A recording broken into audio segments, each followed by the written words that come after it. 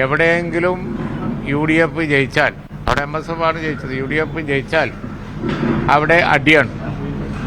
ഇത് തന്നെയാണ് കേരളത്തിൽ യൂണിവേഴ്സിറ്റികളിലും അതുപോലെ തന്നെ കോളേജിലൊക്കെ ക്യാമ്പസിൽ മുഴുവൻ നടക്കുന്നത്. ജനാധിപത്യപരമായി തെരഞ്ഞെടുപ്പ് നടത്തിയാൽ തങ്ങൾ ഇന്ന് ഒരു വലിയ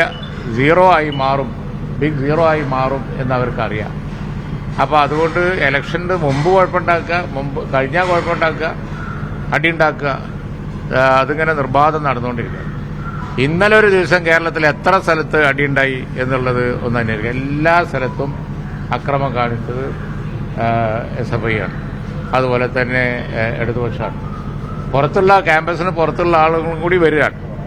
പോലീസാണെന്നുണ്ടെങ്കിൽ അവിടെ സമാധാനം പാലിക്കാൻ നിന്ന് കൊടുക്കുന്നതിന് പകരം, അത് പ്രൊട്ടക്ട് ചെയ്യുന്നതിന് പകരം ഇന്നലെ ഷാഫി പറമ്പിലിൻ്റെ വിഷ്വലിൽ കാണുന്നത് പോലെ നിരത്തി അടിക്കുകയാണ്. ഷാഫി പറമ്പിലിന് അടിച്ചിട്ടില്ല, അഭിനയമാണെന്നാണ് പറഞ്ഞത്. പക്ഷേ വിഷ്വൽ പുറത്ത് വിട്ടപ്പോൾ മുണ്ടാട്ടില്ല. ഇതാണ് സ്ഥിതി. അപ്പോൾ കേരളത്തിൽ ഇപ്പോൾ ഇന്നലെ കാലിക്കറ്റ് യൂണിവേഴ്സിറ്റിയിൽ തെരുവ് യുദ്ധമായിരുന്നു.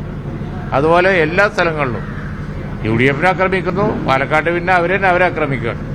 ഇങ്ങനെ അക്രമം അഴിച്ചുവിട്ടിരിക്കുകയാണ്.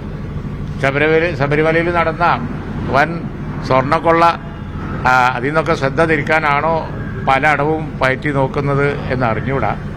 ഏതായാലും ശരി, ശബരിമലയിൽ നടന്ന ആ കവർച്ച അത് അത്ര എളുപ്പമൊന്നും കേരളത്തിലെ ജനങ്ങളുടെ മനസ്സിന്ന് പോകില്ല. ഈ അക്രമം ഇത് അവരവസാനിപ്പിച്ചില്ല എങ്കിൽ ജനങ്ങൾ അവരെ റിജക്റ്റ് ചെയ്യും. ആ കാര്യത്തിൽ യാതൊരു സംശയവുമില്ല.